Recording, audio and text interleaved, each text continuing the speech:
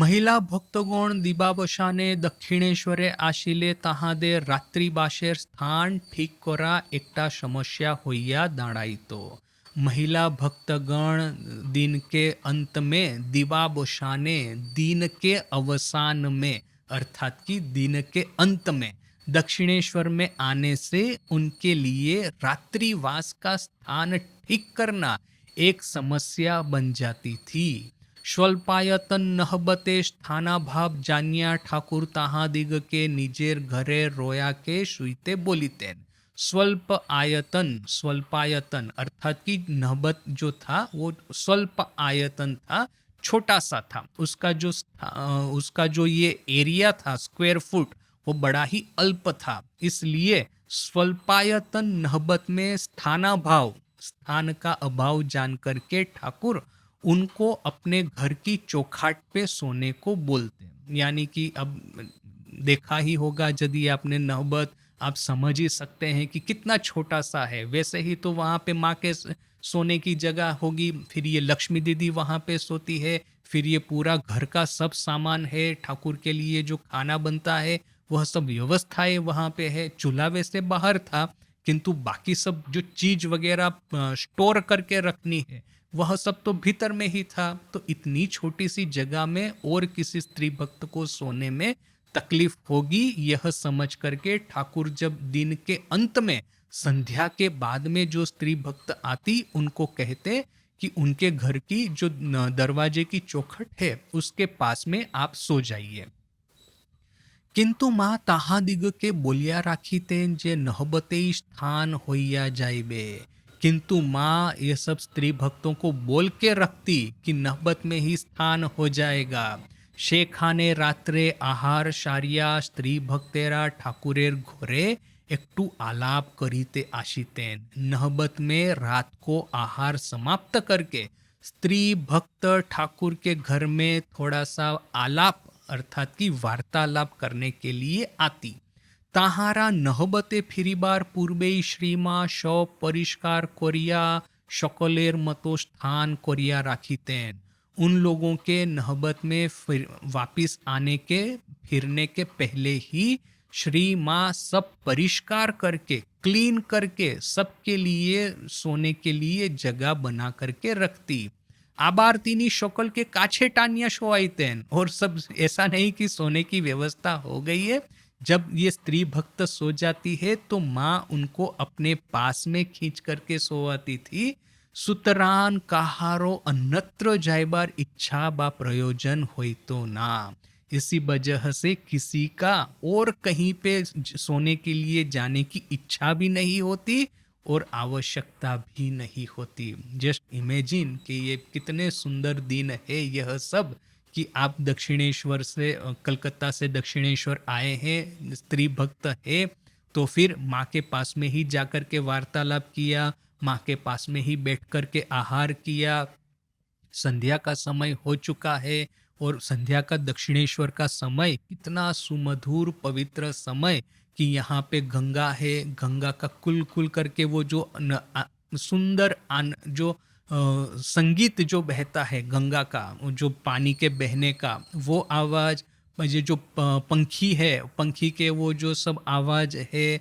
उसके बाद में जब मंदिर में आरती वगैरह प्रारंभ होगी तो शंख है, कांसर है, घंटा है, यह जो शहनाई है, उस सब का आवाज। और फिर एक बार जब आरती समाप्त हो जाती है उसके बाद में दक्षिणेश्वर ऑलमोस्ट संपूर्ण रूप से वीरान हो जाता था। ये जितने भी ब्राह्मण वगैरह पंडित वगैरह जो लोग पूजा वगैरह करने के लिए वहाँ पे रहते थे दिन के समय, ऑलमोस्ट सभी दक्षिणेश्वर गांव में अपने घर चले जाते थे।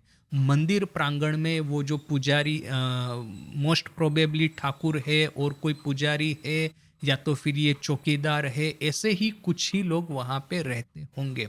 उस समय इतने पवित्र वातावरण में यहाँ पे माँ है नहबत में, वहाँ पे ठाकुर है अपने कमरे में। माँ के पास में आहार करना है और आहार करने के बाद में ठाकुर के पास में जाकर के बैठ करके गप लगाने हैं। तो देखिए कि अपना भी यदि ये सद्भाग्य होता कि आरती के बाद आहार के बाद जबकि संपूर्ण जगत निस्तब्ध हो जाता है, जैसे कि प्रकृति स्वयं ध्यान करती है, उस समय चांद सितारों से आसमान भरा हुआ है और आजकल की तरह कहीं पे ये मोबाइल चल रहा है, तो कहीं पे ये धुआं, ये व्हीकल का पोल्यूशन, न कि कहाँ पे ये डीजे चल रहा है, यह सब तो था नहीं उस समय।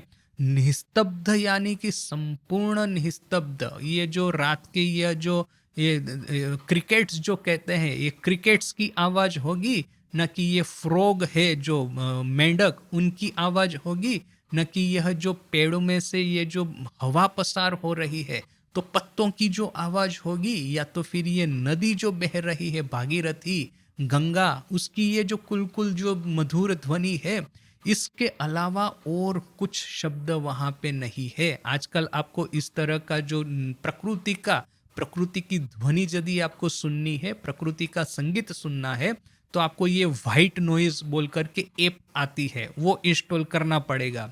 ये व्हाइट नॉइज क्या है? एक तरह का मन को शांत करने वाला शब्द या तो संगीत आप यदि इंस्टॉल करेंगे, तो उसमें आपको सब ऑप्शंस दिए जाएंगे। ये रेन साउंड है, तो रेन साउंड पे आप क्लिक करेंगे और फिर आप ये ईयरफोन से सुनेंगे, तो आपको ये बारिश गिर रही है उसकी आवाज सुनाई देगी। ये क्रिकेट का साउंड है, ये फ्रॉक का साउंड है, ये नाइट साउंड है, वगैरह वगैरह। मैं काफ़ी एक समय था कि मैं इसको इस्तेमाल करता था। ये रेन साउंड है, ये क्रिकेट साउंड है, नाइट साउंड है, यह सब सुनता था कभी कभी। तो क्या है कि आजकल हमारे लिए सब कुछ आर्टिफिशियल हो गया है, किंतु उस समय आपको असली क्रिकेट है, असली फ्रॉग है, असली ओल है, असली नाइट साउंड है, वह सब सुनाई देते थे। तो समुंदर के ये जो होते हैं ना वेव्स, उसकी आवाज, ये जो वाइट नॉइज एप होती है। अभी लकीली मैं समुंदर के किनारे ही रह रहा हूँ, तो जब मैं शाम को टहलने को जाता हूँ वहाँ पे या सुबह को, तो समुंदर के वो जो लहरें हैं उसका रियल साउंड सुन पाता हूँ। सो दैट वे देखिए कि सभी लोग इतने लकी होते नहीं, सब समय लकी होते नहीं, तो बोल करके हमको यह सब आर्टिफिशियल सब करना पड़ता है।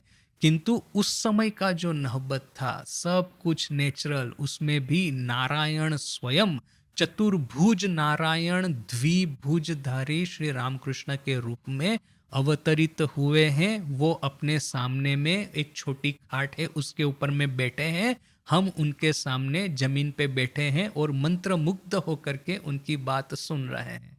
ये जिनका होगा नसीब यह सब कुछ सुनने का, गोलाप माँ है, योगिन माँ है, या तो फिर ये गौरदासी थी, या तो फिर ये गोपाल की माँ थी, इतने स्त्री भक्तों को तो हम पहचानते हैं, और भी कितनी सारी लेडी डिवोटीज वहाँ पे आती थी।